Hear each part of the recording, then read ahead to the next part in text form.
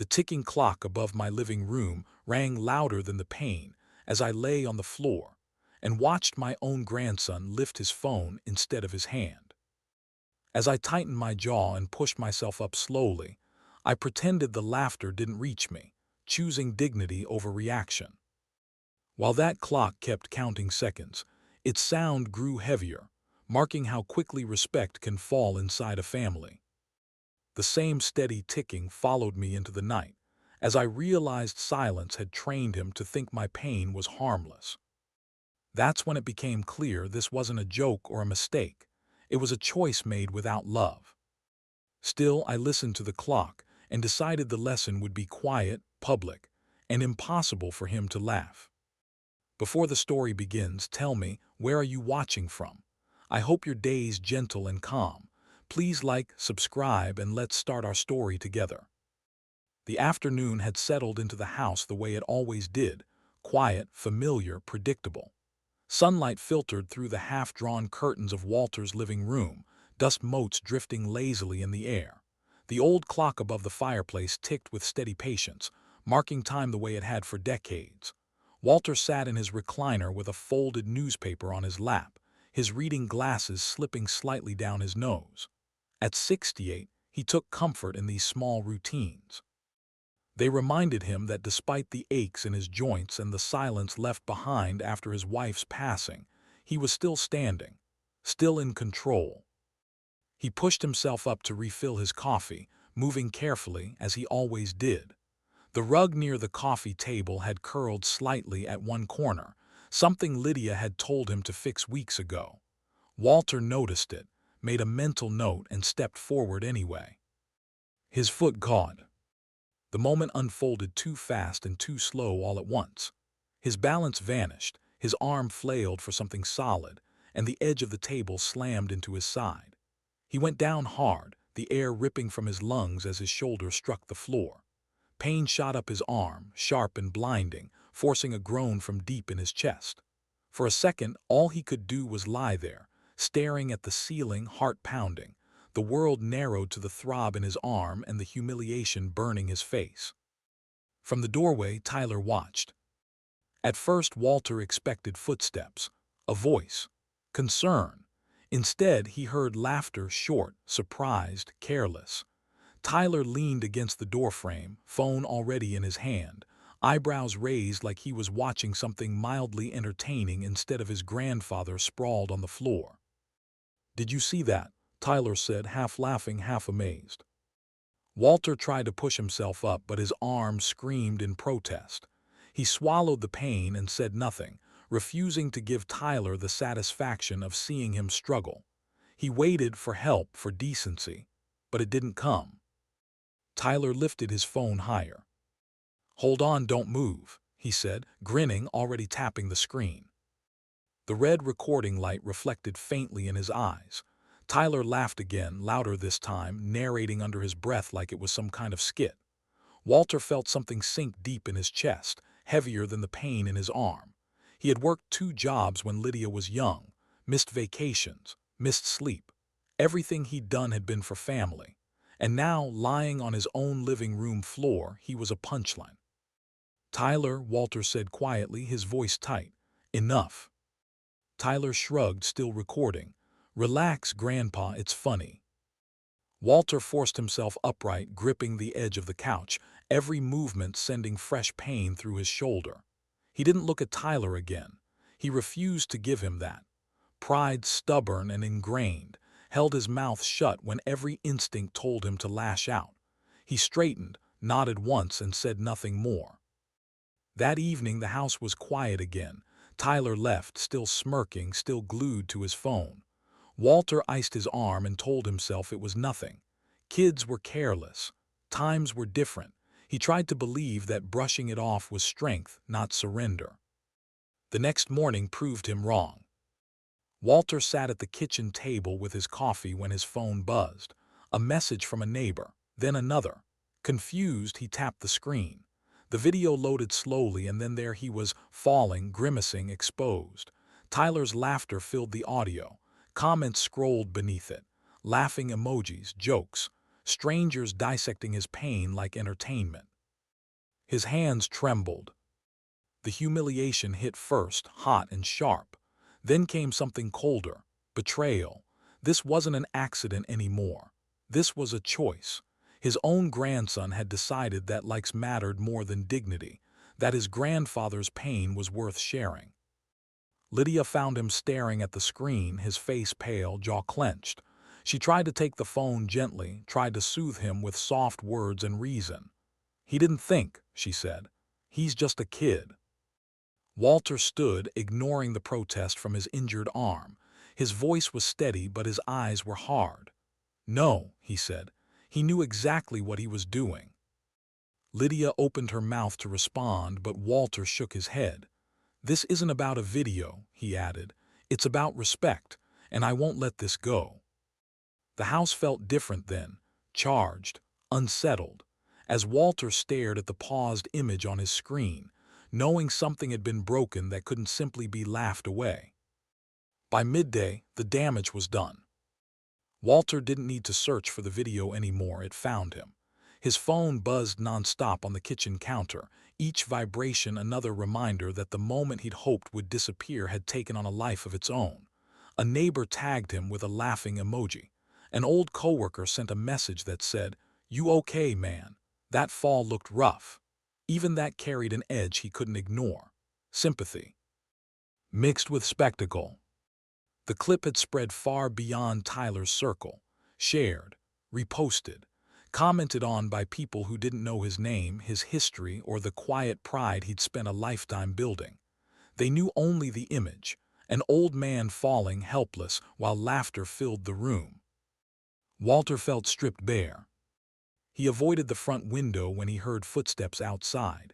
At the grocery store later that afternoon, conversations hushed when he turned down an aisle. A woman from church offered an awkward smile, too bright, too forced. "Saw the video," she said softly, like it was a confession. Walter nodded, said nothing, and left his cart behind. Humiliation wasn't loud. It settled in his chest and stayed there. Tyler, meanwhile, couldn't have been more different. He lounged on the couch at Lydia's house that evening, phone in hand, thumb flicking endlessly as notifications poured in. Every buzz brought a grin. He replayed the video, shaking his head like he couldn't believe how popular it had gotten. "Dude, it's everywhere," he said, laughing. "People think it's hilarious." Walter stood in the doorway and watched him. The same boy he'd taught to ride a bike. The same kid who'd once cried when he scraped his knee, clinging to Walter's leg for comfort. Now he laughed at his pain, like it was currency. "Turn it off," Walter said. Tyler barely looked up. "Relax, Grandpa." Walter stepped forward, his injured arm stiff at his side. His voice wasn't loud, but it carried weight. "Do you have any idea what you did to me?" That got Tyler's attention. He sighed, finally setting the phone down, clearly annoyed. "Come on, it was just a fall, you're fine, everyone falls." Walter felt something crack. "You didn't just watch," he said. "You recorded it, you shared it, you let strangers laugh at me." Tyler scoffed. "It was just for fun, everyone else thought it was funny too." The words hit harder than the floor had. Walter stared at him, searching for something, regret, hesitation, anything, but found only indifference wrapped in arrogance. Tyler shrugged, already reaching for his phone again. "You're taking it way too seriously." Lydia stepped between them before Walter could respond. "Tyler, stop," she said sharply. "This isn't a joke." Tyler rolled his eyes.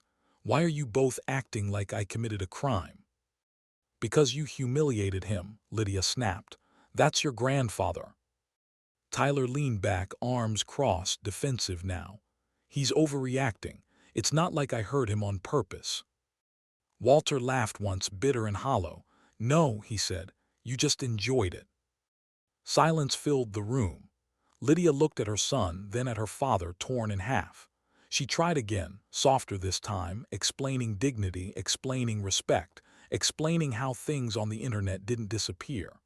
Tyler listened just long enough to be polite, then shook his head. "It's already done," he said. What do you want me to do about it? Walter realized then that Tyler didn't understand, not because he couldn't, but because he wouldn't. The gap between them felt wider than age, wider than technology. It was a gap of values. He turned away, his chest heavy, his pride bruised beyond words. For the first time in his life, he felt small inside his own family, unseen, disregarded. That night, Walter sat alone in his living room, the house quiet except for the ticking clock. He stared at the rug that had tripped him, then at his phone resting face down on the table. The laughter, the comments, the betrayal, they echoed in his mind.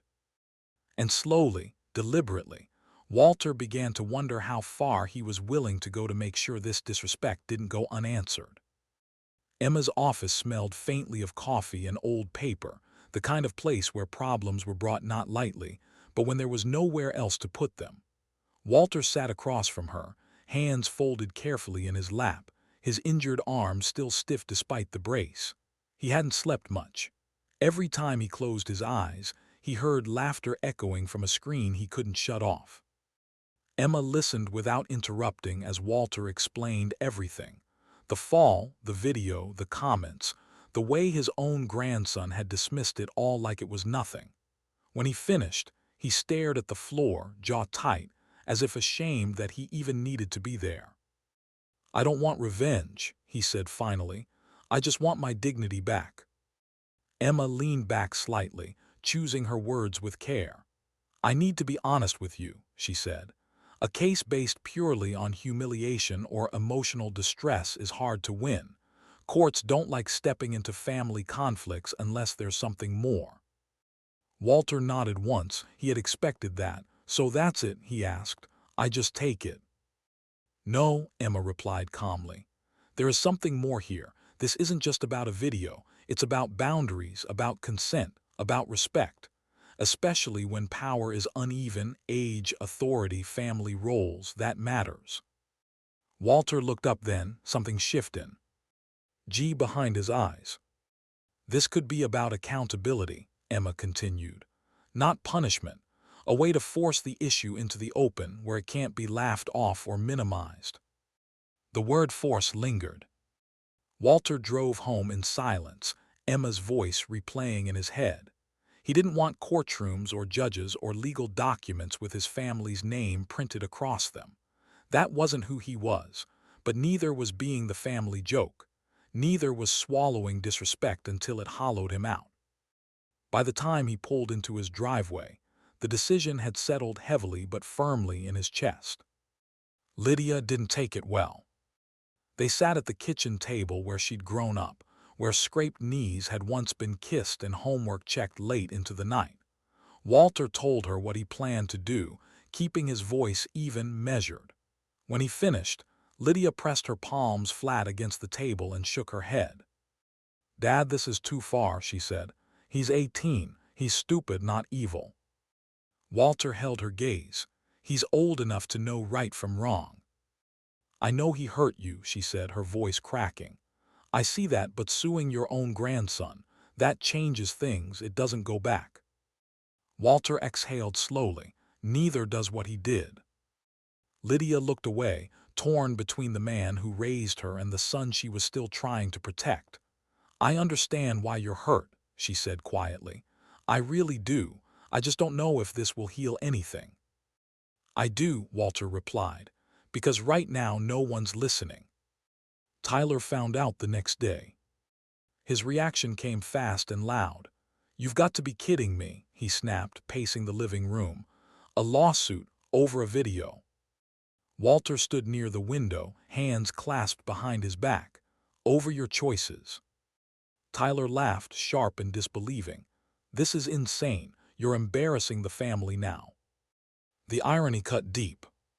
"You think I'm overreacting," Tyler continued. "You could have just told me to take it down." "I did," Walter said, "in every way that mattered." Tyler's face hardened. "You're doing this to make a point, to control me." "No," Walter said evenly. "I'm doing this because you wouldn't take responsibility." Lydia tried to step in again, but the space between them had already grown tense and fragile. Tyler shut down, anger replacing bravado.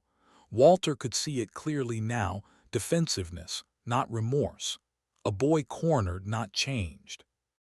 Days passed in clipped conversations and long silences. Lydia spoke less. Tyler avoided Walter entirely. The house felt divided, like everyone was waiting for something to break. Then the notice arrived. The date, the time, the courtroom. On the morning of the hearing, Walter buttoned his jacket slowly, hands steady despite the weight in his chest. Outside, the sky was gray and low, pressing down on the town. Lydia stood by the door, keys in hand, her face pale. Tyler lingered a few steps behind her, jaw set, eyes fixed on the floor. No one spoke as they walked out. The car doors closed one by one, sealing them into a future none of them could undo. And as they drove toward the courthouse, Walter wondered who would walk out the other side, and what it would cost to finally be heard. The courtroom was fuller than Walter expected. Wooden benches creaked under the weight of bodies leaning forward, whispering voices overlapping in low, restless waves. Familiar faces dotted the room, neighbors, people from church, a couple of former coworkers, but mixed among them were strangers Walter recognized too easily. Teenagers, Tyler's peers. Phones tucked away but curiosity burning bright in their eyes. They hadn't come for justice.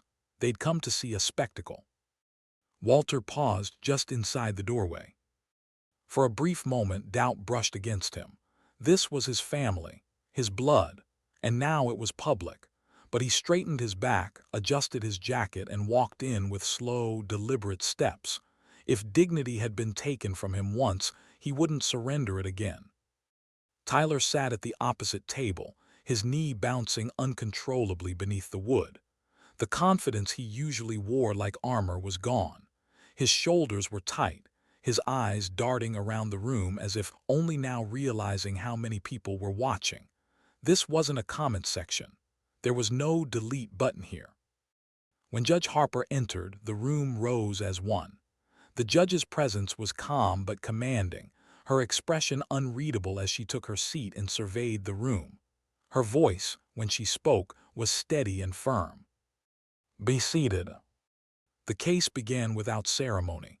Names were read, facts outlined. Walter listened, hands folded, heart pounding quietly beneath his ribs. He avoided looking at Tyler, afraid that if he did, he might see something that would weaken his resolve. Then Judge Harper nodded once. "We will now review the video in question." A murmur rippled through the courtroom. The screen at the front flickered to life.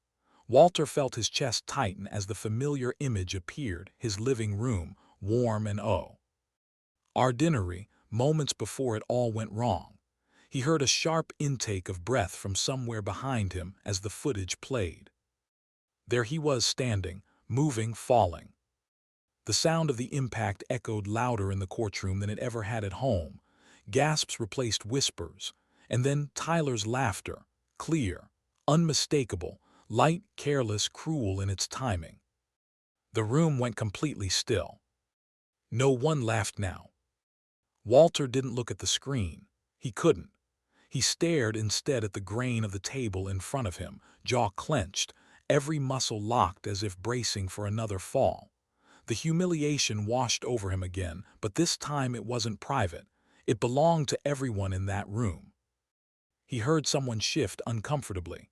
Another person sighed, low and disapproving. When the video ended, silence hung heavy in the air. Judge Harper didn't speak right away. She studied the screen, then slowly turned her gaze toward Tyler. "Is that your voice on this recording?" she asked. Tyler swallowed hard. "Yes," he said, barely audible. Walter risked a glance then. Tyler's face had gone pale. His mouth was slightly open, like he'd just woken from a dream he didn't recognize. He looked around the courtroom, not at his friends this time, but at the faces he'd never considered.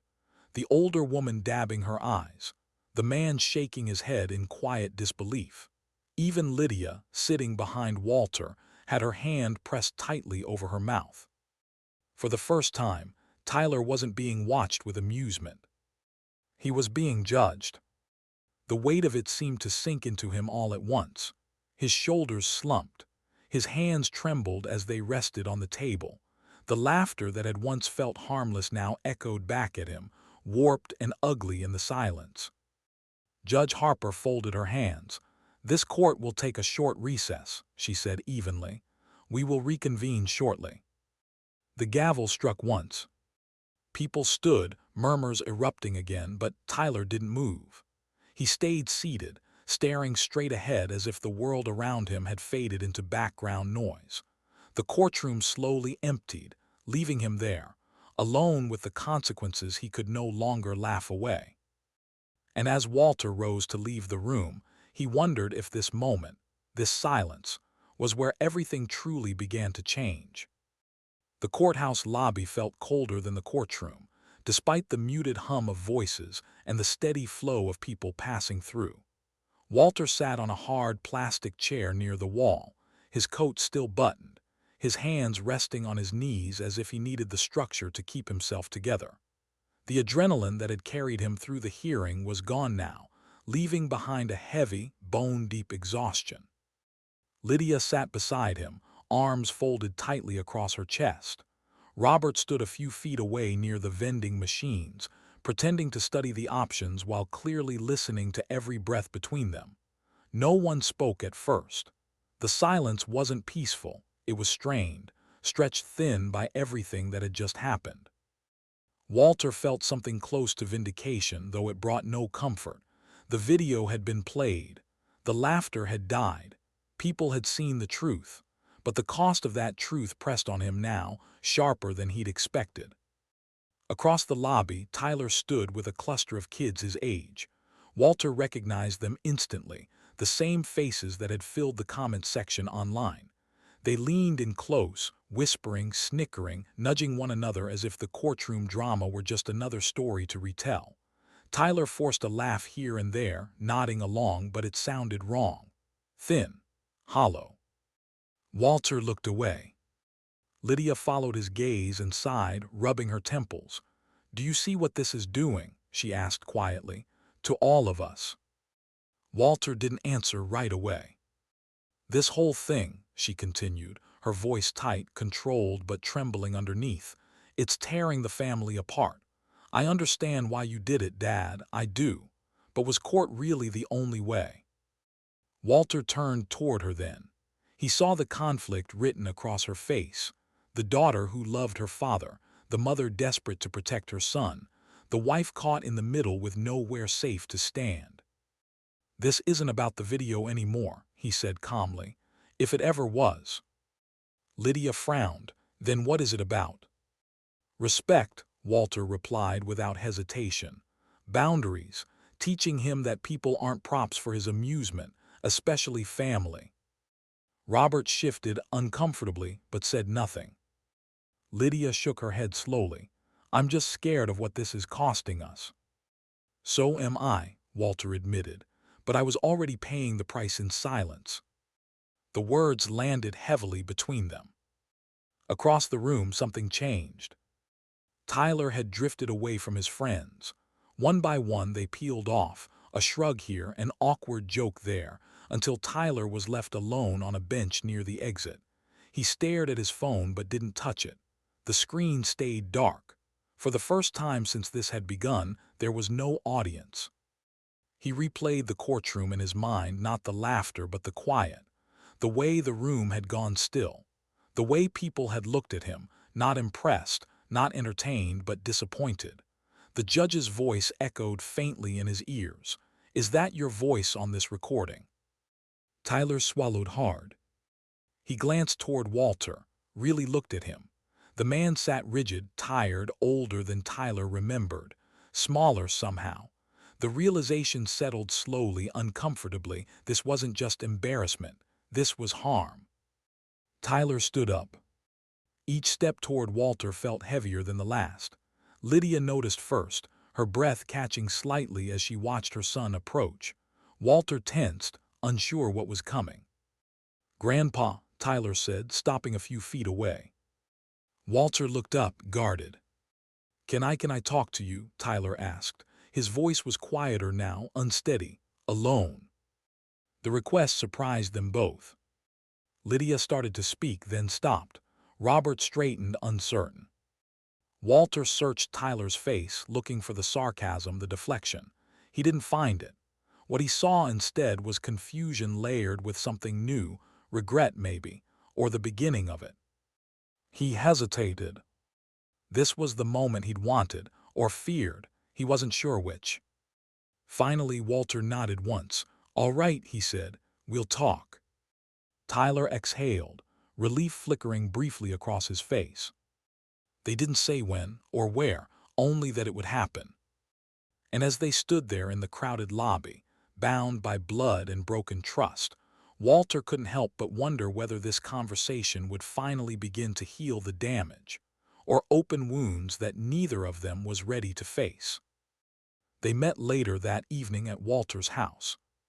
The living room looked the same as it always had, neat, quiet, carefully maintained, but the air felt different, heavier somehow. Tyler stood near the doorway, hands shoved into his pockets, shoulders hunched forward like he was bracing for impact. Walter sat in his armchair across from him, posture straight, expression unreadable. The distance between them was only a few feet, yet it felt wider than it ever had before. For a long moment, neither spoke. Tyler cleared his throat. When he finally looked up, his eyes were red, not from crying but from holding something back too long. "I'm sorry," he said, his voice low and unsteady. "I really am." Walter didn't respond right away. He waited, watching, listening. "I didn't think," Tyler continued. "That's not an excuse, I know that now. I saw it as a joke, a clip, something people would laugh at for a few seconds and move on from." He shook his head slowly. "I didn't think about you, about how it would feel." The words came more easily after that, tumbling out with a rawness Tyler hadn't shown before. He talked about the moment in court, about hearing his own laughter fill that silent room. How different it sounded when no one was laughing along. How seeing strangers look at his grandfather with sympathy, and at him with disappointment, had changed something inside him. "I didn't realize how much I hurt you," Tyler said. "Not just embarrassed you, hurt you. I see that now." Walter felt a tightness in his chest he hadn't expected. He'd prepared himself for deflection, for excuses, for anger.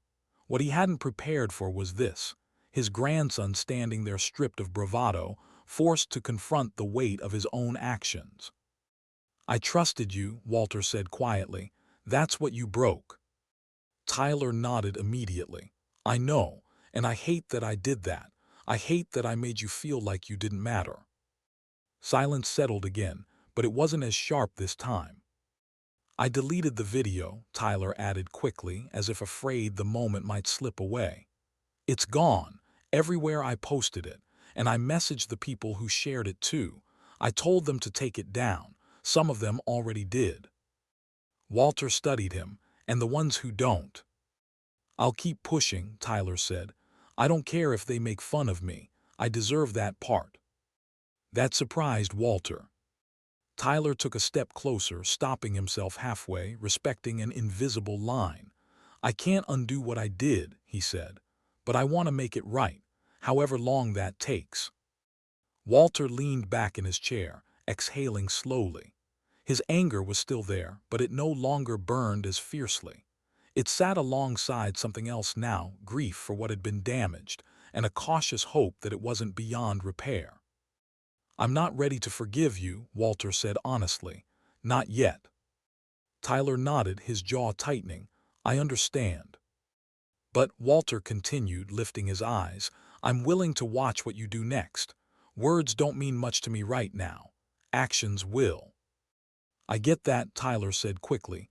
"I swear I do." The conversation didn't fix everything. It wasn't neat or comforting. There were pauses where neither knew what to say, moments when the tension crept back in. But something important had happened. For the first time since the fall, they weren't talking past each other. They were finally talking to each other. When Tyler eventually turned to leave, he hesitated at the door. "Thank you," he said softly, "for not giving up on me." Walter didn't answer right away. He watched Tyler step out into the evening, shoulders squared with determination instead of arrogance. The door closed gently behind him. Walter sat alone again, the house quiet except for the ticking clock. He knew better than to believe that one apology could undo weeks of pain. Trust didn't return all at once. It crept back slowly, if at all. Still, as he stared at the door Tyler had just walked through, Walter allowed himself one cautious thought. This might have been the first step forward. And first steps, he knew, were often the hardest to take. The kitchen was quiet except for the soft hum of the refrigerator and the faint ticking of the clock above the doorway. Walter sat at the table where so many family conversations had taken place over the years, some joyful, some painful. Lydia poured 2 cups of tea and set one in front of him, her movements slow and careful, as if sudden gestures might fracture something already fragile. They sat in silence for a moment, letting the weight of the past few days settle. "I didn't sleep much last night," Lydia said finally. "I keep replaying the courtroom in my head." Walter nodded. "So do I." She wrapped her hands around her mug, eyes fixed on the steam rising between them. "I want peace, Dad," she said quietly. "I don't want this to be the thing that defines our family." Walter studied her face, the lines of worry that hadn't been there before, the exhaustion that came from being pulled in 2 directions at once. "Neither do I," he replied. "But peace can't come from pretending nothing happened." Lydia looked up at him then. "I know, and I'm not asking you to pretend. I'm asking you to forgive him, or at least try, for the sake of all of us." Walter felt the familiar ache tighten in his chest. He had forgiven plenty in his life, mistakes, arguments, disappointments, but this felt different. This had cut into something deeper. "I don't know if I can ever fully forgive what he did," Walter admitted. "Not yet. Watching your own grandson laugh while strangers tear you apart, that stays with you." Lydia swallowed hard. "He's changed," she said. "I can see it. The court scared him. The shame hit him in a way nothing else ever has." Walter did. And argue that. He had seen it too, the shift in Tyler's posture, the absence of that careless grin. "I believe he's sorry," Walter said slowly. "That doesn't erase what happened." "No," Lydia agreed, "but it does mean there's something to work with." They talked about the lawsuit then, the ripple effects neither of them had fully anticipated. The whispers in town, the strain it placed on Lydia's marriage, the way Tyler had withdrawn, quieter and more thoughtful than she'd ever seen him. Lydia admitted she'd been angry at Walter at first, not because she didn't understand his pain, but because she feared losing her family to the fallout. "I felt like I was choosing sides," she said, voice breaking. "And I didn't want to choose between my father and my son." Walter reached across the table and placed his hand over hers. "You shouldn't have to." Lydia took a shaky breath. "Tyler has to learn, I know that, but so do we. We all have to figure out how to move forward without hurting each other again." Walter leaned back, considering her words.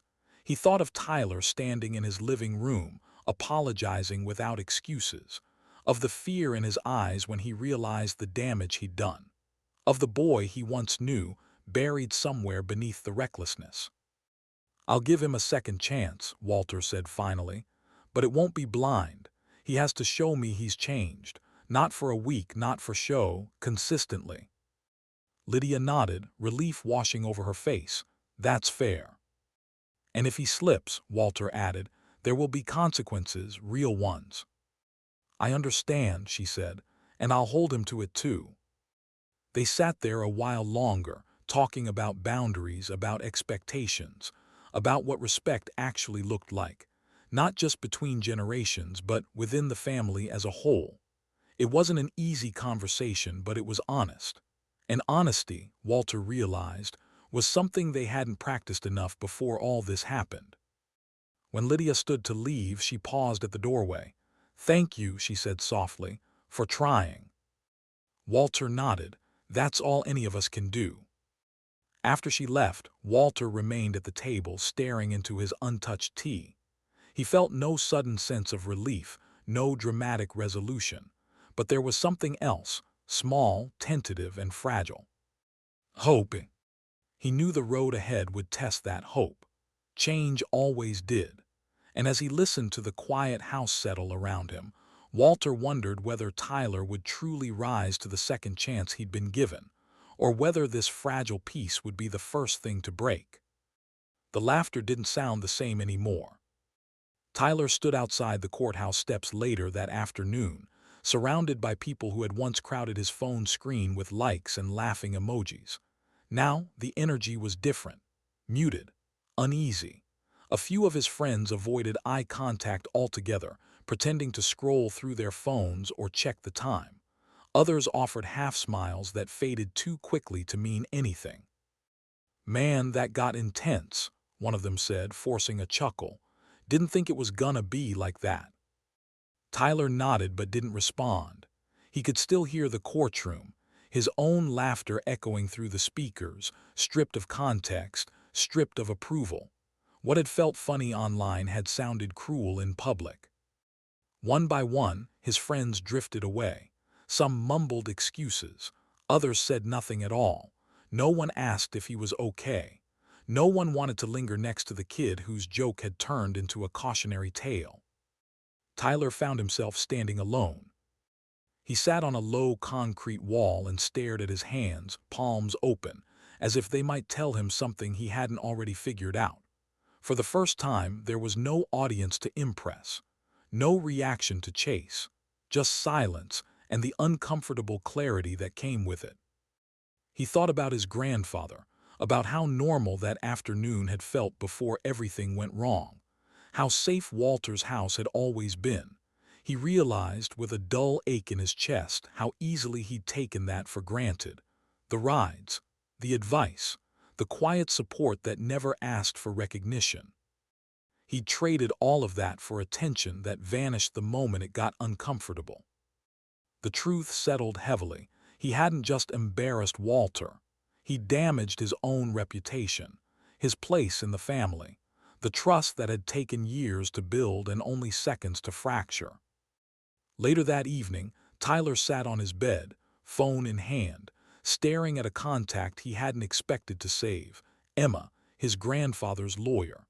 His thumb hovered over the screen for a long time before he finally pressed call. She answered on the third ring. "Emma speaking." "It's Tyler," he said, voice tight. I know this is probably weird. I don't know what I'm supposed to do now." There was a pause on the line, then her tone softened. "I'm listening."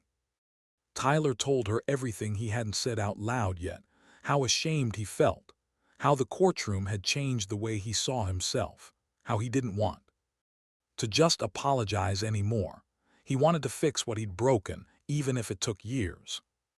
"You can't control how your grandfather feels," Emma said carefully when he finished, "and you can't rush forgiveness." "I know," Tyler replied. "I just don't want to make it worse." "Then don't," she said. "Take full accountability, no excuses, and give him space.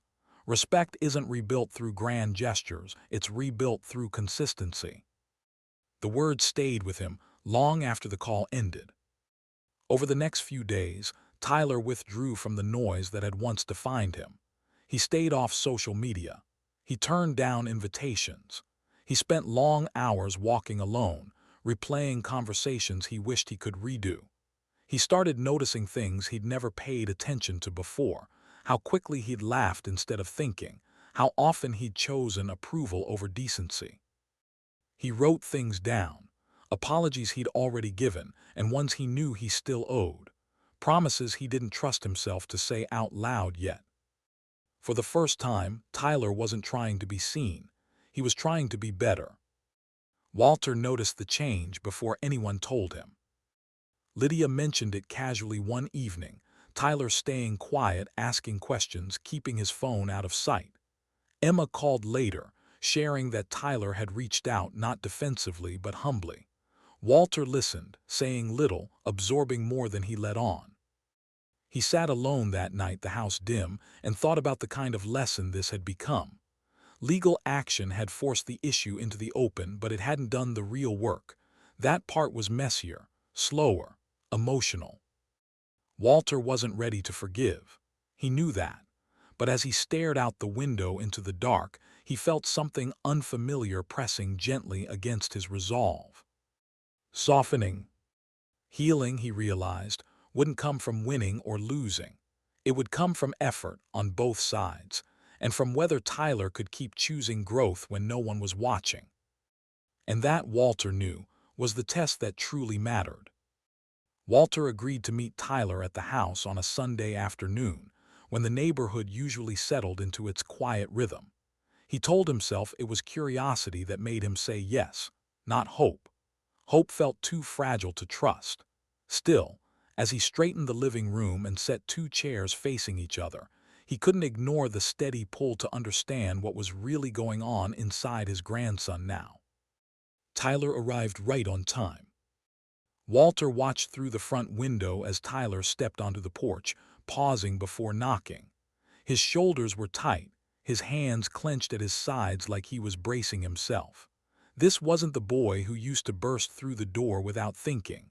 When Tyler finally knocked, it was hesitant, almost respectful. Walter opened the door and stepped aside. "Come in." They sat across from each other, the same room where everything had gone wrong weeks earlier. The silence between them felt deliberate, not awkward, an unspoken agreement that this conversation deserved patience. Tyler broke first. "I've been thinking a lot," he said quietly, "about everything about you." Walter nodded but said nothing. Tyler swallowed, his eyes flicking briefly to the floor before meeting Walter's again. "I was immature," he admitted. "Selfish. I cared more about getting laughs than about how you felt. I didn't see you as a person in that moment, just a clip." The honesty landed heavily in the room. "I didn't understand how much it would hurt you," Tyler continued, voice thickening. "Not just embarrass you, hurt you. And I hate that it took something this serious for me to see it."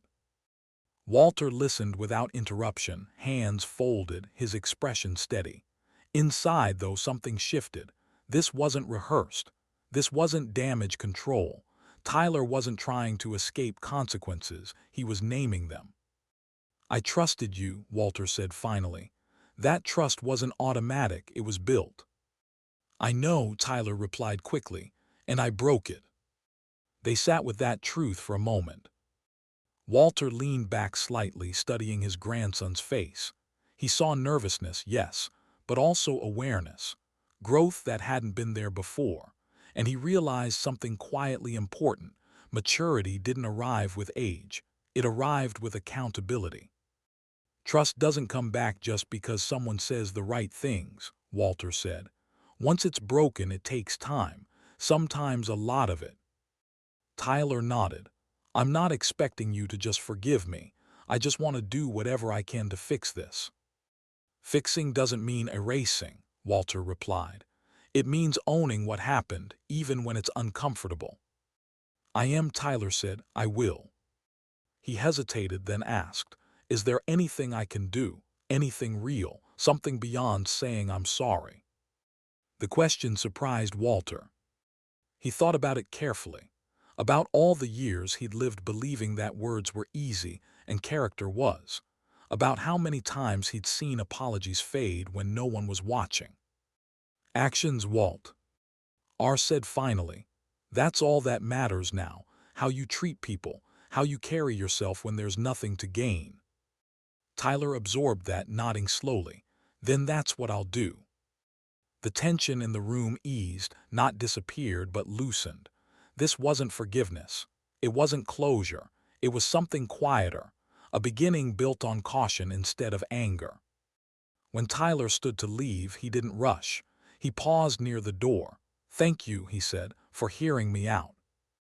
Walter watched him step onto the porch, noticing how different he seemed, less certain, but more grounded. When the door closed, Walter remained standing for a long moment, staring at the empty space Tyler had occupied. He felt no sudden relief. Healing didn't work that way. But he felt something else, a cautious recognition that this conversation mattered, not because it fixed the past, but because it pointed toward a future that might still be shaped. And as Walter returned to his chair, he wondered what Tyler's actions would reveal next, because now words were no longer enough. Tyler didn't try to fix everything at once. He started small, almost quietly, as if afraid that drawing attention to his effort would cheapen it. He showed up when he said he would. Saturday mornings became routine, no phone buzzing in his hand, no rush to leave. Sometimes he helped Walter carry groceries. Other times he mowed the lawn without being asked, pausing to listen when Walter offered advice instead of brushing it off. At first, Walter kept his guard up. He watched Tyler closely, measuring each gesture not for effort but for consistency. Anyone could act different for a week. Walter knew that. Real change revealed itself over time in moments that didn't ask for praise. One afternoon, Tyler helped Walter organize the garage. Dust hung thick in the air as they shifted old boxes and tools that hadn't been touched in years. Tyler worked steadily, wiping sweat from his brow, waiting instead of rushing ahead. When Walter corrected him, Tyler listened, really listened, then adjusted without complaint. That didn't go unnoticed. They began talking more, not about the incident but about everything else. Small things at first, the weather, repairs, the neighborhood. Tyler learned quickly that silence didn't need to be filled. Sometimes just being present mattered more than speaking. Gradually, Walter softened. One evening, as they sat on the porch watching the sun dip behind the houses across the street, Tyler asked a question that caught Walter off guard. "What was it like when you were my age?" Walter glanced at him, surprised. Tyler wasn't scrolling through his phone. He was watching him, waiting. Walter hesitated, then spoke. He talked about leaving home young, about working long hours, about mistakes he'd made and lessons he'd learned the hard way. Tyler listened without interrupting, nodding occasionally, asking questions that showed he wasn't just passing time.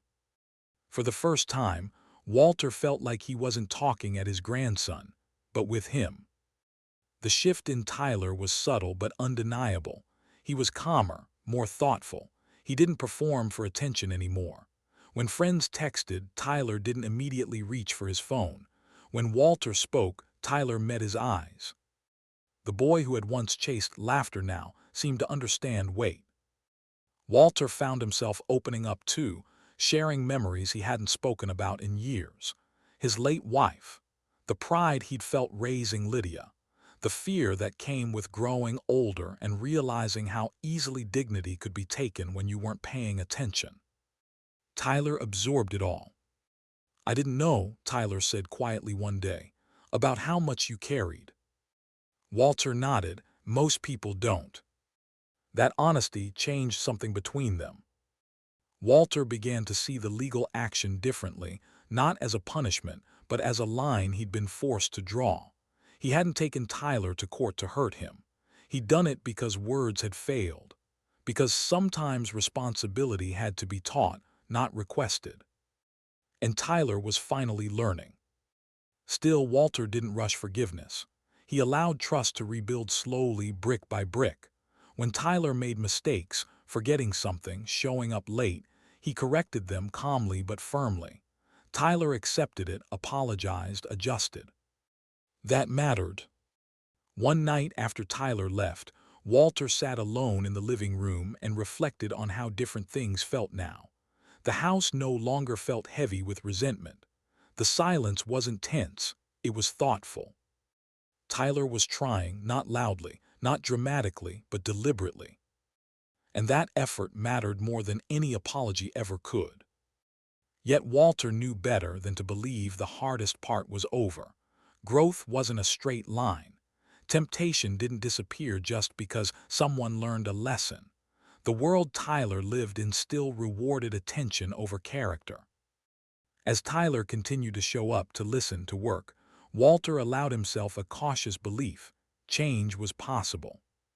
But the real test, Walter knew, would come when no one was watching, and when the choice to fall back into old habits would be easiest to make. That moment hadn't arrived yet, and when it did, everything they were rebuilding would be on the line. The change didn't announce itself all at once. It crept in quietly, noticeable only to those who paid attention. Lydia was the first to see it clearly. She watched the way Tyler spoke to Walter, now slower, more deliberate, without the careless edge that had once defined him. She noticed how he waited instead of interrupting, how he listened instead of performing. It was subtle, but it was real, and it shifted something deep inside her. For the first time since the court date, she allowed herself to breathe. The proof came during a Sunday family gathering. The house filled with familiar sounds, clinking dishes, overlapping conversations, the low hum of comfort that came from shared history. Tyler moved through the room differently than he used to. He helped without being asked. He checked in instead of checking out. When someone joked about the past, he didn't laugh along or deflect. He acknowledged it with a quiet nod, taking ownership without turning it into a spectacle. At one point, Lydia raised her glass. "I want to say something," she said, her voice steady but emotional.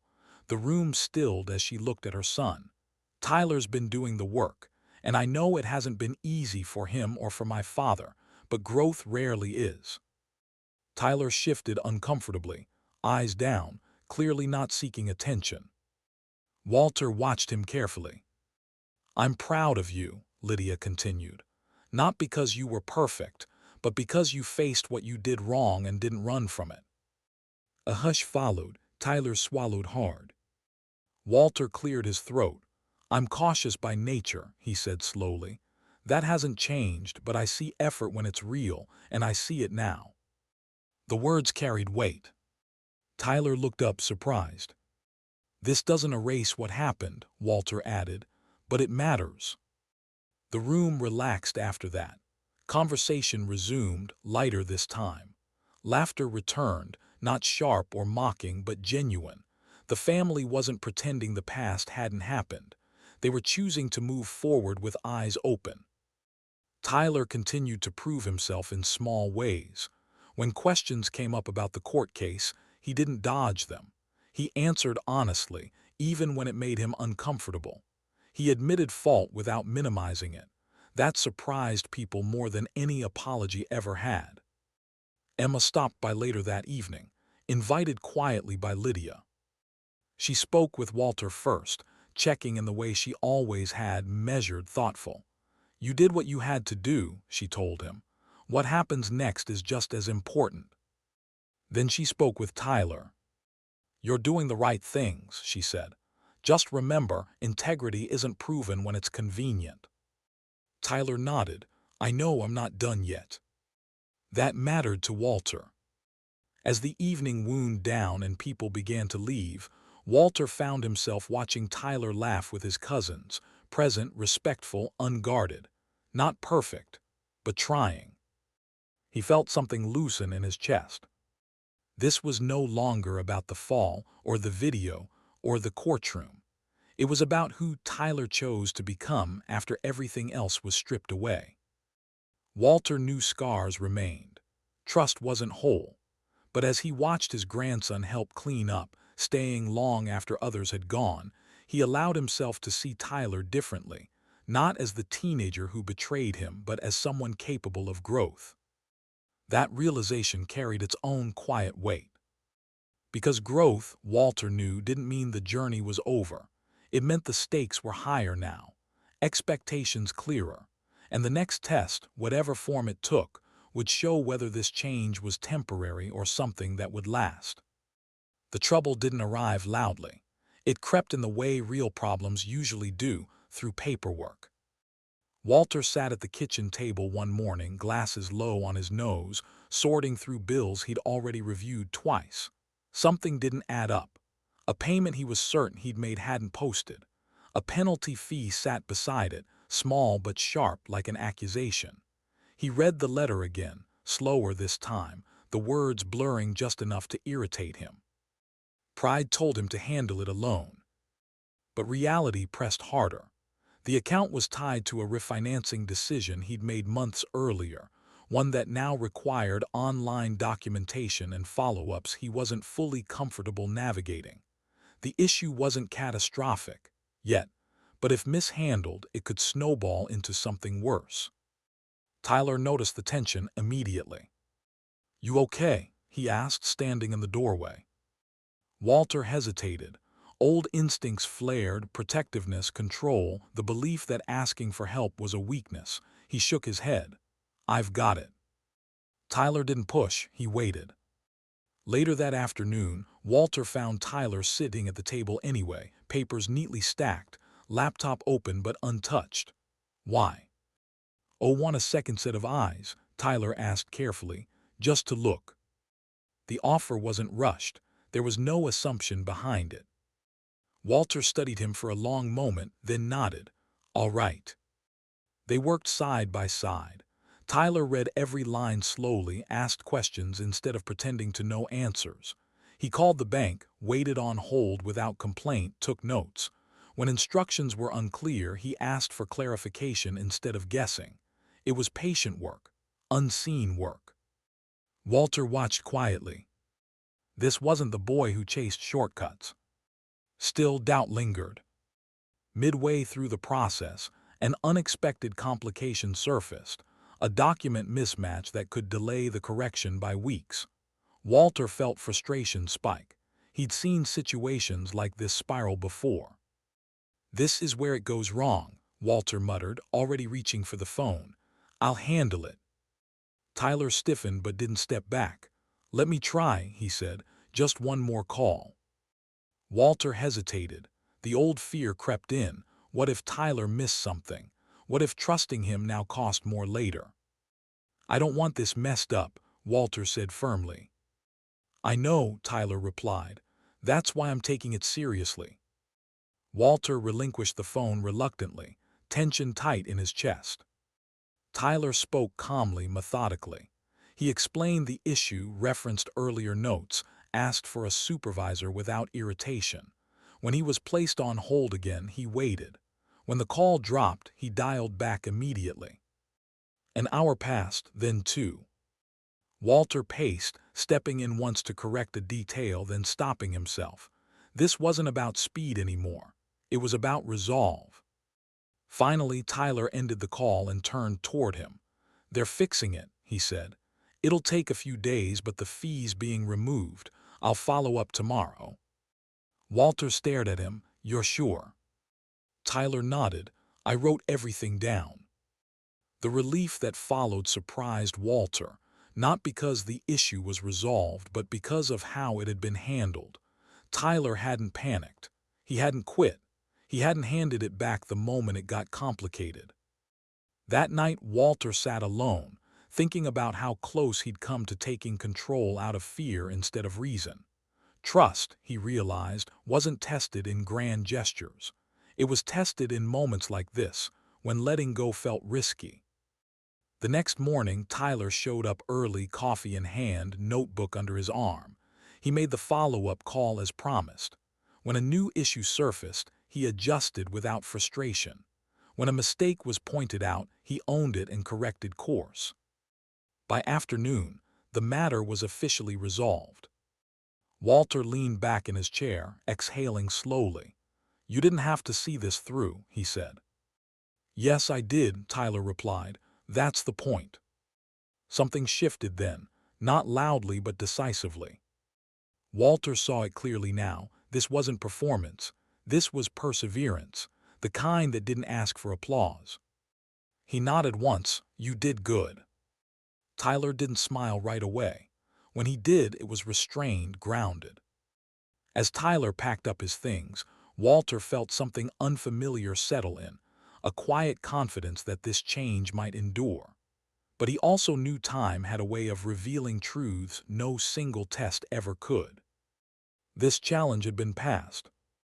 The next one, he suspected, wouldn't be so simple. By the following week, there was no pretending the town didn't know. Walter felt it the moment he stepped outside, lingering looks, softened voices, conversations that paused just a beat too long when he walked past. Word traveled fast in a place like this. The courtroom, the video, the family conflict.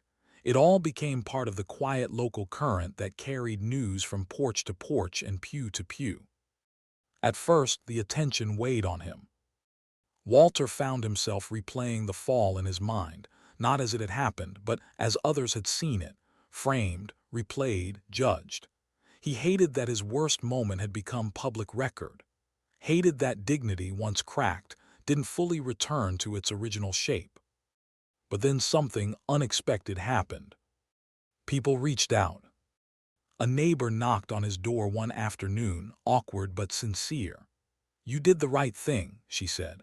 A former coworker stopped him at the hardware store, clapped him on the shoulder, and told him it took courage to stand up for himself. Even at church, where whispers usually carried judgment, Walter heard something else instead: respect. "You reminded people that age doesn't make you invisible," one man told him quietly. Walter hadn't expected that. The humiliation didn't disappear, but it softened at the edges, reshaped by support instead of ridicule.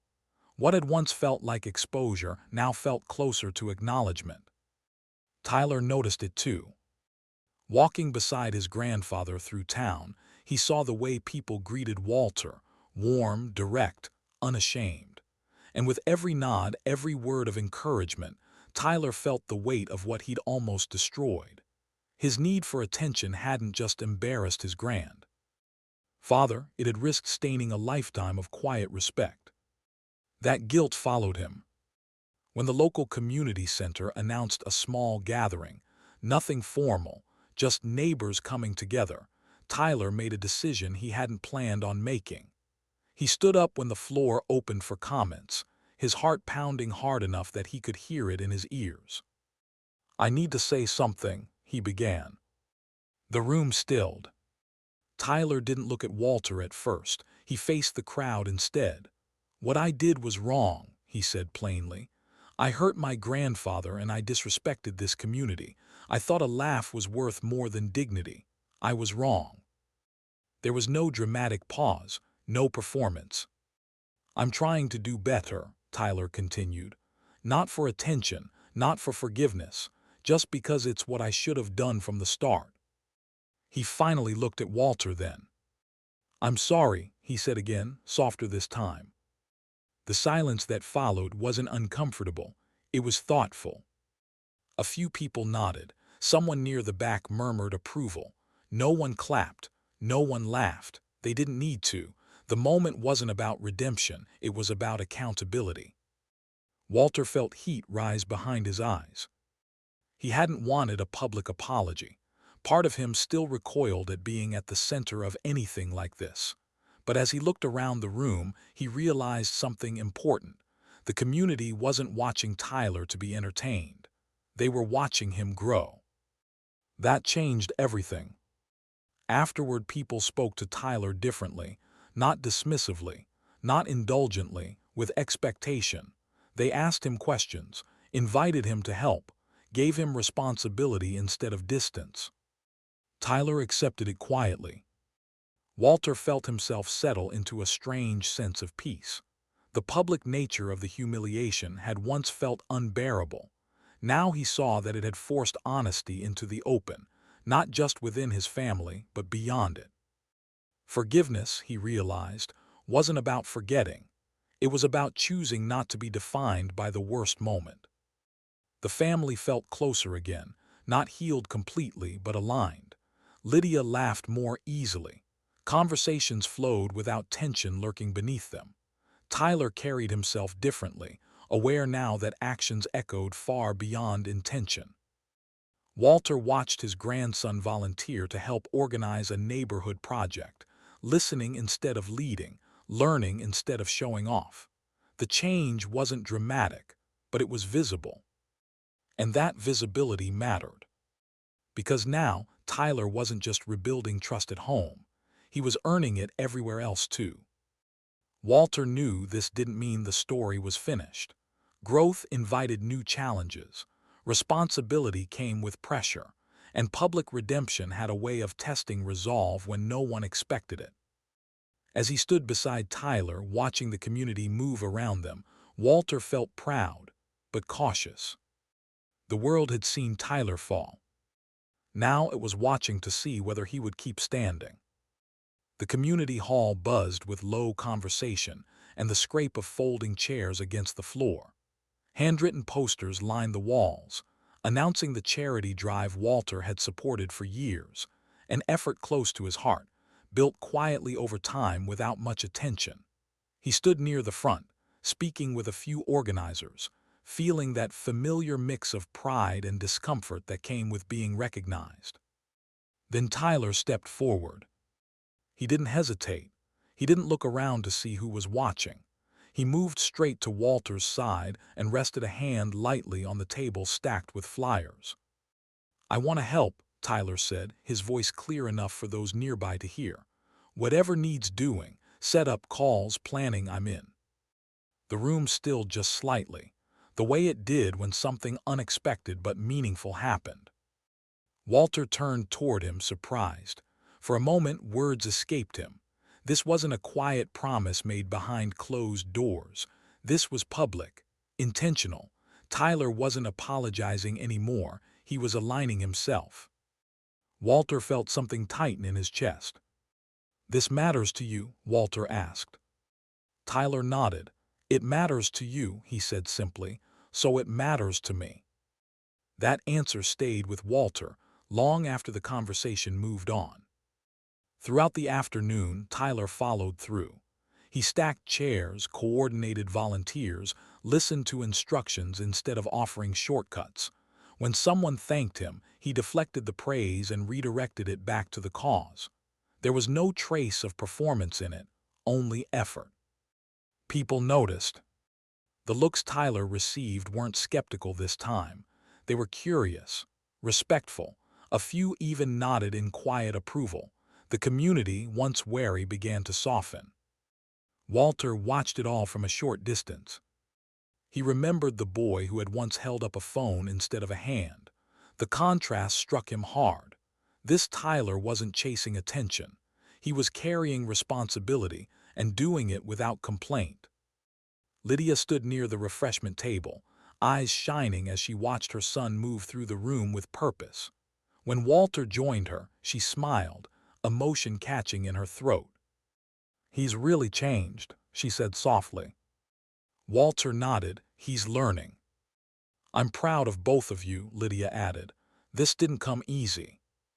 "No," Walter replied, "it didn't." As the event unfolded, conversations shifted. People spoke openly about growth, about second CH. Answers earned rather than given. Tyler didn't dominate those conversations. He listened. That, more than anything, changed how people saw him. By the time the final boxes were packed away and the hall began to empty, the mood felt lighter. Not triumphant, but steady, real. Walter felt it too. The public shame that had once followed him had transformed into something else, validation not rooted in pity but in perseverance. He accepted that now. The family was healing, slowly, unevenly, but honestly. Still, caution remained. Walter knew life didn't stop testing people just because they passed one moment. Growth invited scrutiny. Responsibility invited pressure. Tyler had stepped into a bigger space now, and that space would demand consistency. As the last of the volunteers filtered out, Tyler approached Walter quietly. They stood near the doorway, the noise fading around them. "Thanks for letting me help," Tyler said. Walter studied him for a long second, then nodded. "You didn't just help," he replied. "You showed up." They shared a brief, understanding look, no words needed. The past hadn't vanished. The road ahead wasn't simple, but something solid had been laid beneath their feet. Outside, the evening air was cool and calm. Walter stepped beside Tyler, feeling the weight of what had been lost and what had been rebuilt. The worst, he sensed, truly might be behind them. But life had a way of testing even the strongest resolve. And as they walked away from the hall together, Walter knew this milestone, meaningful as it was, would not be the last moment that defined who Tyler was becoming. Rebuilding didn't happen in dramatic leaps. It happened in shared moments that would have once gone unnoticed. Family dinners became less tense, more honest. Walter and Tyler sat side by side at the table, passing dishes, trading quiet remarks that carried more meaning than they appeared to on the surface. They worked on small projects together, fixing a loose railing, sorting old photographs, tasks that created space for conversation without forcing it. In those moments, Walter found himself opening up. One evening, as they sorted through a box of yellowed photos, Walter paused over one and sighed. "I wasn't always easy," he admitted. "I thought being strict meant being right." Tyler looked up surprised. "I made mistakes," Walter continued. "Pushed people when I should have listened. I learned too late sometimes." He met Tyler's eyes. "That doesn't excuse what you did, but it reminds me that no one gets it right the first time." The admission shifted something between them. It leveled the ground. Tyler nodded slowly. "I didn't realize how much damage I could do until it was already done," he said. "Getting your trust back, it's harder than I thought, but I'm grateful you even gave me the chance." Walter believed him. Lydia and Robert noticed the change too. They watched Tyler stay engaged during conversations, take responsibility without being asked, and accept correction without resentment. The tension that had once hovered over the family began to lift. "There's hope again," Lydia said quietly to Robert one night. They decided together to take another step: therapy. The sessions weren't easy.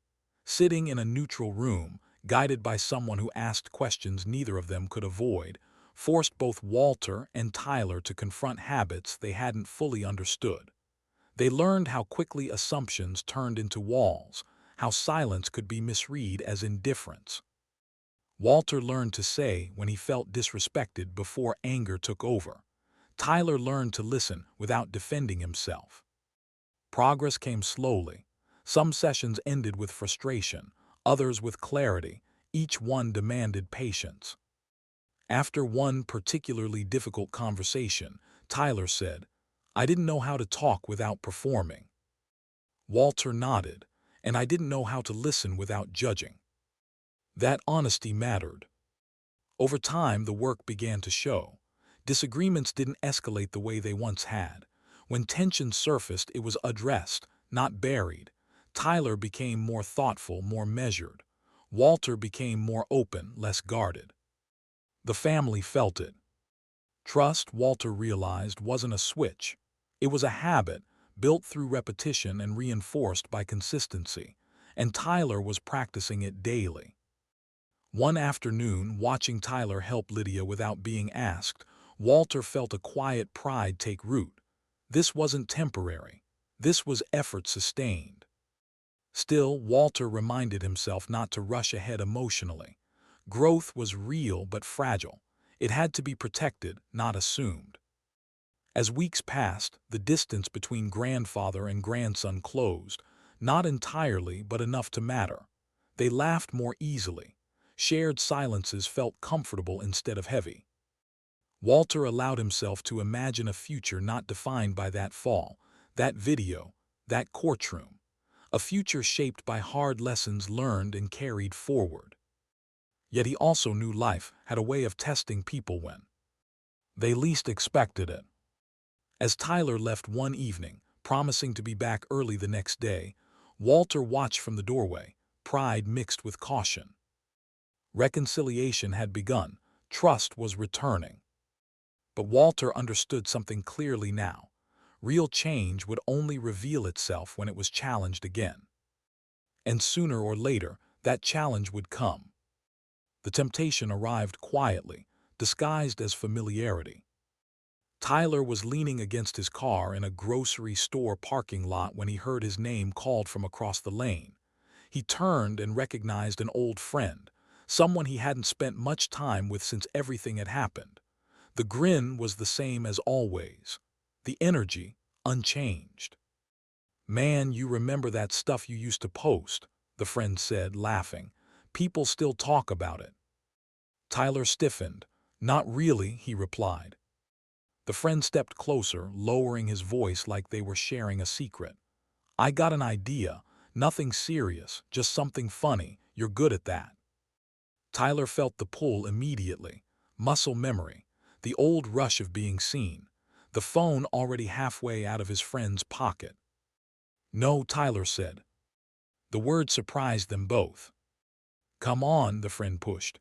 It's just a clip. Everyone loves that stuff. Tyler exhaled slowly. In a flash, he saw everything he'd built, the trust still fragile, the work unfinished, the respect he was only beginning to earn.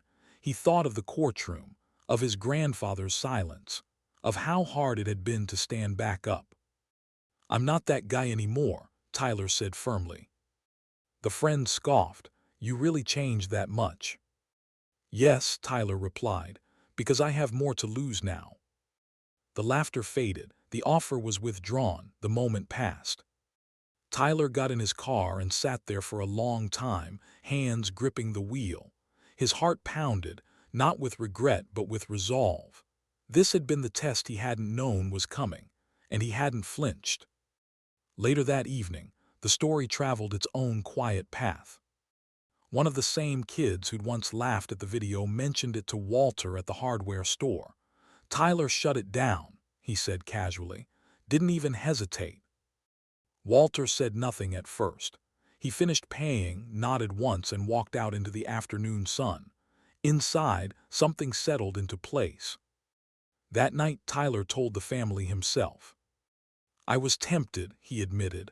I won't lie, but I said no. Lydia reached for his hand immediately. I'm proud of you, she said. Robert nodded. That's not easy. Walter looked at Tyler across the table. You didn't just avoid a mistake, he said. You chose differently. Tyler felt it then, a quiet pride that didn't need validation. This wasn't about applause. It was about identity. I don't want my worst moment to define me, Tyler said, and I don't want to hurt anyone again.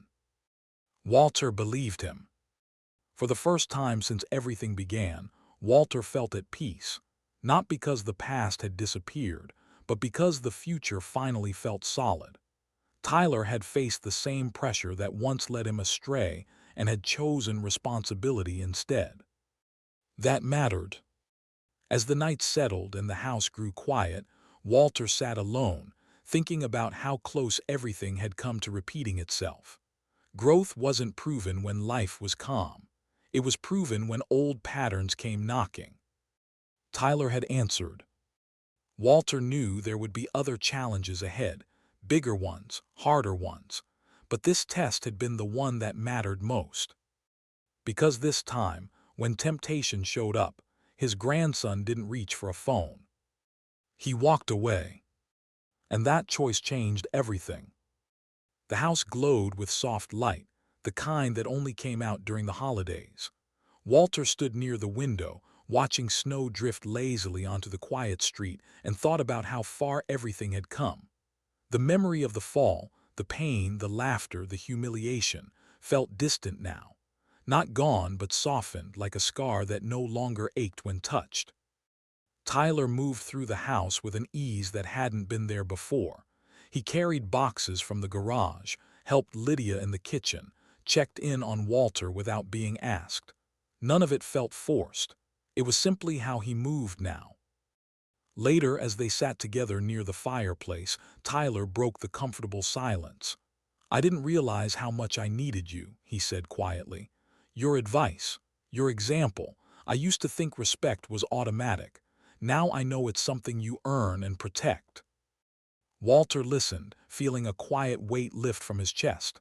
I had to learn that too, he replied, just earlier than you. The family gathered around the table, laughter mixing with clinking glasses. This wasn't the same family that had sat in that courtroom months ago, fractured and uncertain. This was something steadier, hard-earned. Tyler took the lead on small things, organizing plates, helping Walter settle comfortably, stepping in before anyone had to ask. His maturity didn't announce itself. It showed up in awareness. Walt R. noticed it all. The old wounds didn't disappear overnight, but they stopped bleeding. Where there had once been anger and grief, there was now understanding. Where there had been betrayal, there was accountability. As the night wore on, Walter reflected on his decision to confront Tyler in the first place. It had cost him sleep, peace, and comfort, but it had also forced honesty where silence would have done lasting damage. Healing, he realized, wasn't about avoiding pain. It was about choosing the harder path when it mattered. The family raised a toast, not to forget the past, but to honor what they'd learned from it. Tyler met Walter's eyes across the table, gratitude clear in his expression. "Thank you," Tyler said simply. Walter nodded, feeling something settle inside him, a deep, steady calm. This was what he'd hoped for, even when he hadn't known how to reach it. As the evening drew to a close and the house grew quiet again, Walter sat alone for a moment, listening to the familiar ticking of the clock. He thought about the man Tyler was becoming, shaped not by perfection, but by responsibility. The journey hadn't been easy, it hadn't been clean, but it had been real. And as Walter turned off the lights and headed upstairs, he knew the lessons learned would echo far beyond this night, guiding choices yet to come. The past no longer defined them. What came next would. Tyler stopped waiting to be asked. He showed up at community meetings early, stayed late, and volunteered for the unglamorous work no one else wanted. He helped organize fundraisers, coached younger kids at the local park, and spoke honestly when people asked about the past, not defensively, not dramatically, but with accountability. The approval he once chased through shortcuts had been replaced by something steadier: purpose. Walter watched from a distance, offering guidance only when it was needed. "Do the work when no one's looking," he told Tyler once. "That's who you are." Tyler took the words seriously. At home, the shift was unmistakable. Conversations were open instead of guarded. Mistakes were addressed without blame. Each member of the family owned their part in the healing. Lydia acknowledged when fear had made her defensive. Robert admitted when silence had avoided hard conversations. No one pretended they'd been untouched. The house felt lighter. That spring, Walter and Tyler took a short trip together, something simple and unplanned. A few hours on the road. No itinerary, just time. They talked about everything and nothing, old stories, future plans, the moments that had changed them. For the first time, they laughed easily. Tyler listened more than he spoke. Walter noticed how his grandson asked questions now, not to fill space, but to understand. They walked along a quiet trail, the air crisp and clear, and Walter felt the weight of the past loosen with each step. "I didn't know how to be present before," Tyler said as they sat overlooking the water. "I thought attention meant something. Now I know it's responsibility." Walter nodded. That realization doesn't come cheap.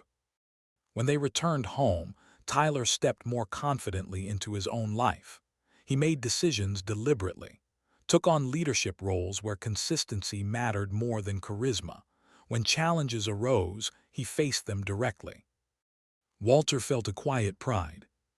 This wasn't the grandson he'd worried over. This was a young man shaping himself through effort, not entitlement. Walter saw his own values reflected back, adapted, improved, carried forward. Legacy, he realized, wasn't about control. It was about influence. One evening, Walter found Tyler reviewing notes for a project, focused and calm. He didn't interrupt.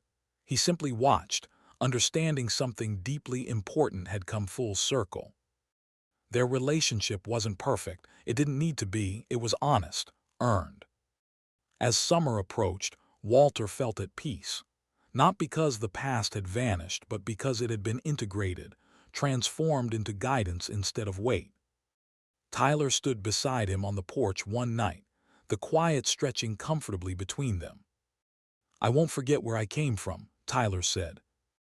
Walter smiled. "Then you'll know where you're going." They looked out at the darkening sky, the future open but no longer uncertain. Whatever challenges came next, they would face them grounded in understanding, not resentment.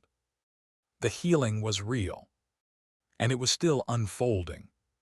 The offer arrived on an ordinary afternoon, the kind that didn't announce change until it was already knocking.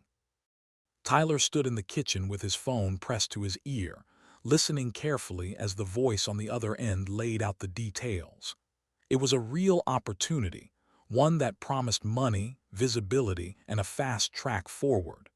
The kind of offer that, not long ago, he would have accepted without hesitation. When he hung up, he didn't smile.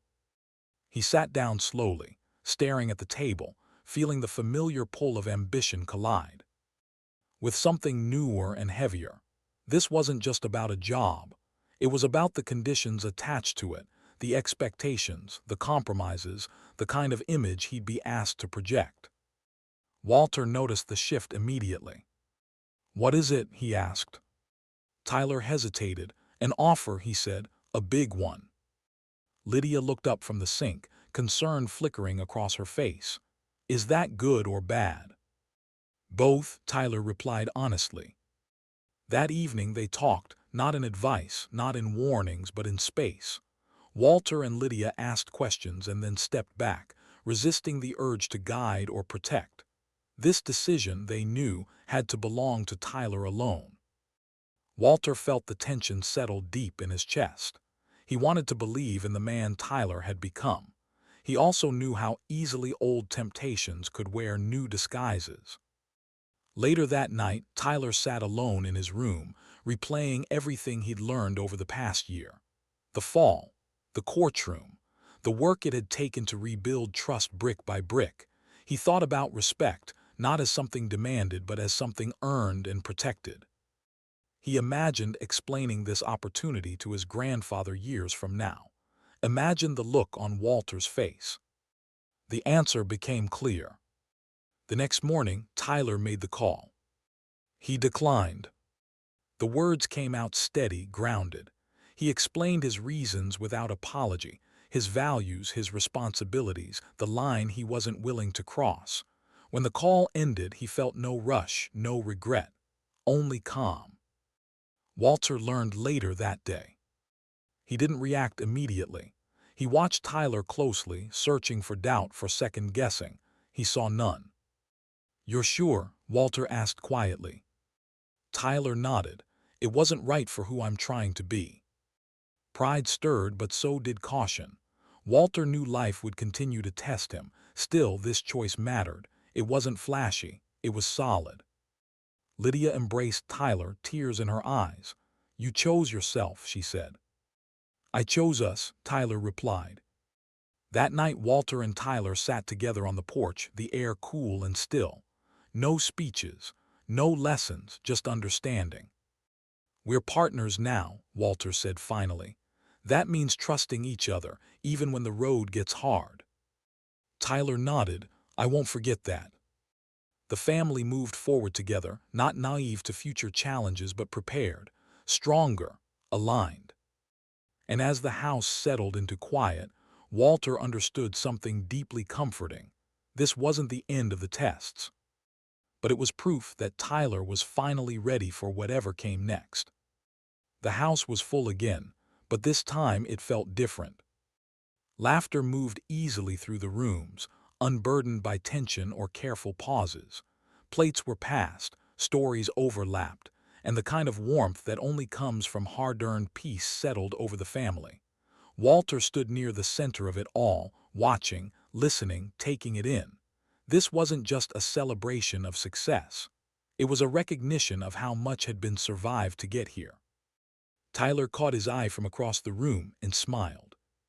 He carried himself differently now, confident, steady, no longer defined by the need to prove anything. His career had taken shape through patience and discipline, built on choices that aligned with the values he'd fought to reclaim. When people congratulated him, he accepted it with gratitude, not entitlement. Later, when the room quieted, Tyler joined Walter on the back porch. The evening air was calm, familiar, grounding. I think about that day a lot, Tyler said. Not the fall, the moment after, when everything changed. Walter nodded. So do I.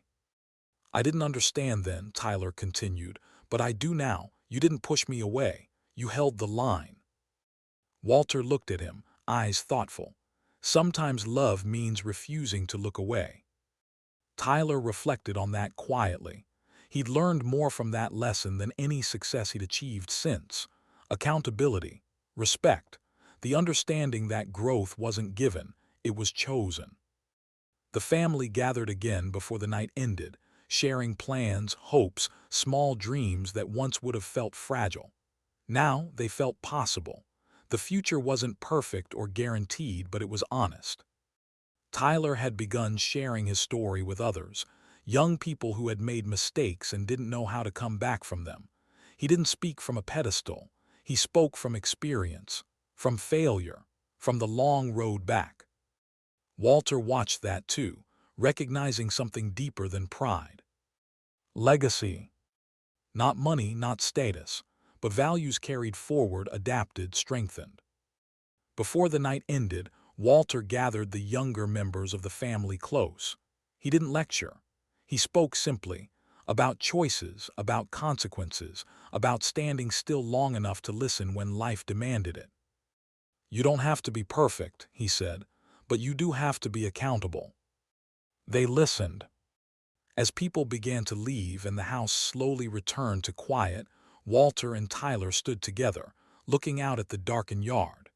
There was no weight between them now, only understanding. They had faced the worst of each other and chosen to rebuild anyway. The past no longer loomed over them. It stood behind them, acknowledged and learned from. Ahead lay something stronger than what they'd lost. A future shaped by resilience. As father and son stood side by side, they knew that their journey had shaped not only their business but their bond, a bond that would last for generations to come.